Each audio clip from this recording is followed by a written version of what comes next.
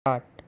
Good morning students, मैं doctor Rana Taj, associate professor zoology, SRL Sahariya government college Kaladera. हमारा आज का जो टॉपिक है BSc पार्ट थर्ड के थर्ड पेपर का, वो है सेरिकल्चर या रेशम कीट पालन। कच्चा रेशम बनाने के लिए व्यापारिक दृष्टि से रेशम कीटों का पालन सेरिकल्चर कहलाता है। ये बहुत पुराने समय से ज्ञात विधि है। 2697 वर्ष ईसा से पूर्व चाइना की क्वांग टी एरिया की महारानी लोलजू ने धागों के रूप में सिल्क की खोज की।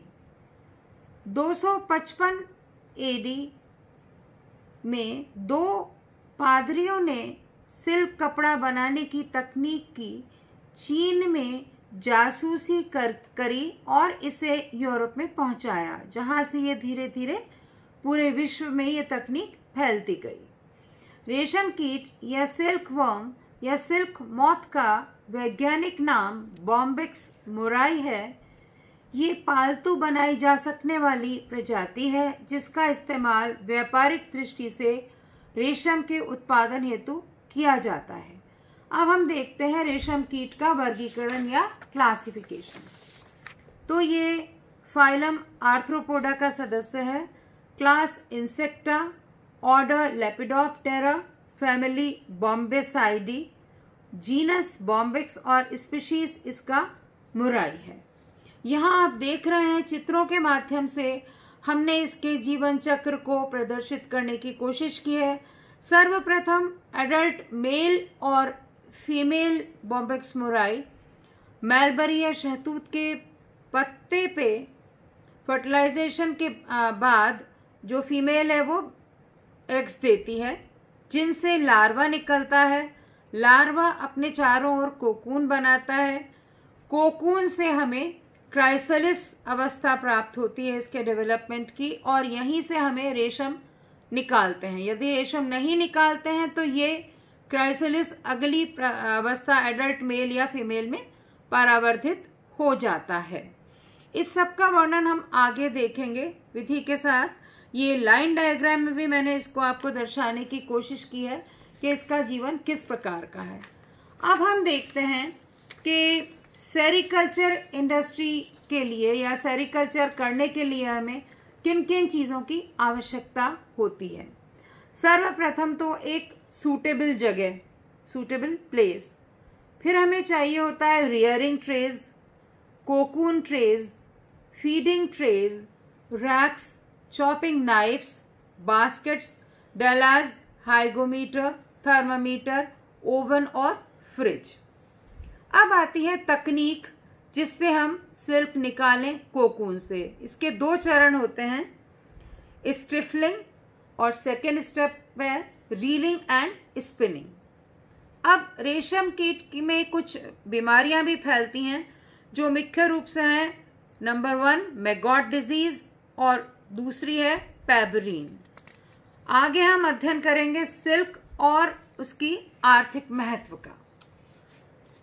हम देखते हैं कि जो सेरिकल्चर इंडस्ट्री है इसके लिए उचित स्थान और रेशम कीट की अच्छी जाति का चुनाव करना होता है। सिल्क वर्म के लार्वा हेतु अच्छी पोषक तत्वों वाली शहतूत के पौधों के लगाने की भी आवश्यकता होती है, जिसपे ये पल सकें और अपना परिवर्धन पूरा कर सकें। इसके लिए जो हमें उपकरण चाहिए वो है सूटेबल प्लेस। जब मॉथ आता है तो उसको बंद कमरों में पाला जाता है, जिसका बड़ा खुला और हवादार होना जरूरी है। यानी कि सिल्क वर्म से हमें जब मॉथ की अवस्था प्राप्त होती है डेवलपमेंट में, तो इसे बंद कमरों में पाला जाता है। दूसरी आवश्यकता है रियरिंग ट्रेज। इनमें शहतूत की पत्तियां रखी जाती हैं। ये बांस की बनी होती हैं, जिसके कारण टेम्परेचर वेरिएशन से ये अप्रभावित रहती हैं। अगली चीज होती है कोकून ट्रेज। कोकून के बनने के लिए कैटरपिलर लार्वा को ट्रे में रखा जाता है। इन्हें हम स्पिनिंग ट्रेज भी कहते हैं। फिर फीडिंग ट्रेज, ये भी बांस से बनी होती हैं और शहतूत के पत्ते लार्वा को इनमें परोसे जाते हैं। फिर है रैक्स। कम जगह में ज्यादा ट्रेस को अरेंज करने में सहायक होती हैं ये रैक्स। इनमें अनेक शेल्फ होते हैं जहां थालों में लार्वा और इनका भोजन रखा जाता है तथा ट्रेस पर नेट लगाई जाती है जिससे लार्वा का एक्सक्रीटा या अपशिष्ट पदार्थ अन्य ट्रेस पर ना गिर पाए। फिर है चॉपिंग नाइफ। शहतूत की लीव्स को काटने, छोटा करने हेतु इसकी आवश्यकता होती है। बास्केट्स होती हैं। फिर शहतूत की टूटी हुई लीव्स को रखने के लिए इनकी आवश्यकता होती है डलाज। ये शहतूत की पत्तियों को तोड़ने में काम आता है। हाइग्रोमीटर, ये एटमॉस्फेयर की ह्यूमिडिटी नापने के लिए काम में आता है। फिर है थर्मामीटर, कमरे के तापमान को नापने के काम में आता है। फिर चाहिए होती है ओवन। जीवन चक्र की जो चरण है उनका टेम्परेचर कांस्टेंट रखने में ये सहायक होता है। फिर है फ्रिज, एग्स को सुरक्षित रखने में सहायक होता है। अब सिल्क को कोकून से निकालने के लिए दो तकनीकें हैं। पहली है स्टिफलिंग और दूसरी है रीलिंग एंड स्पिनिंग। स्टिफलिंग जो है, इसमें रेशम निकालने के लिए कोकून को गर्म पानी में डाल दिया जाता है जिससे कि प्यूपा अंदर ही मर जाता है। ये प्रोसेस स्टिफलिंग कहलाता है।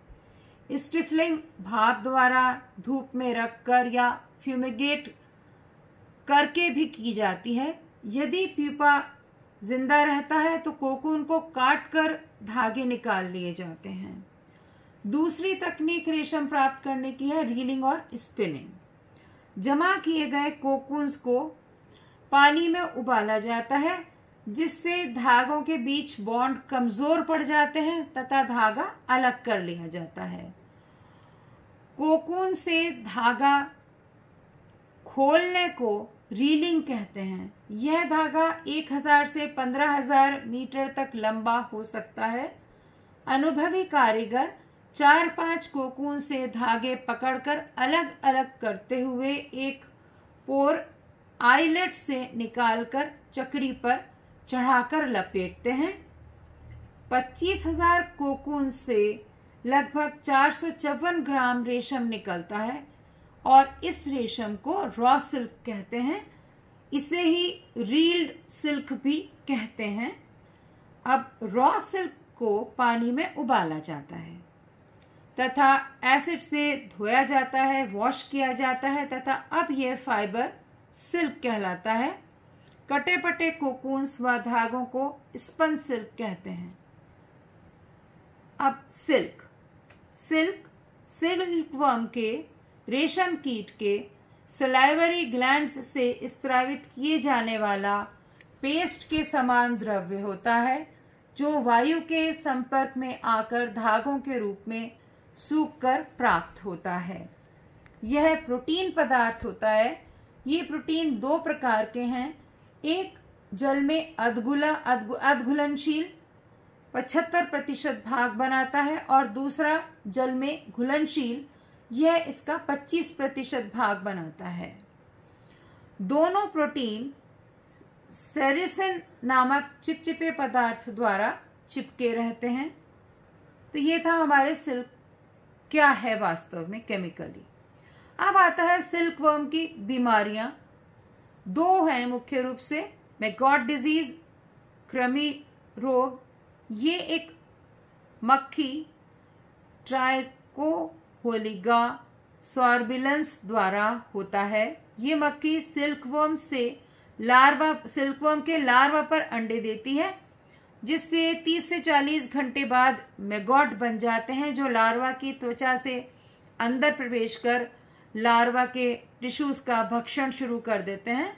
लार्वा की क्रियाशीलता समाप्त होकर वह अंततः मर जाता है।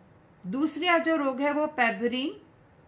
ये भयंकर रोग है तथा माइक्रोस्पोरिडा का नोसिमा बॉम्बेसिस नजेला इसका माइक्रोब है। ये इन्फेक्शन लार्वा द्वारा भोजन करते समय या माता की ओवरीज द्वारा होता है। इसमें आहार नल में टिश्यू इन्फेक्ट होते हैं। रोगी लार्वा बहुत कम भोजन करता है और असामान्य वृद्धि होती है और अंततः इस रोग में भी लार्वा जो है वो मर जाता है।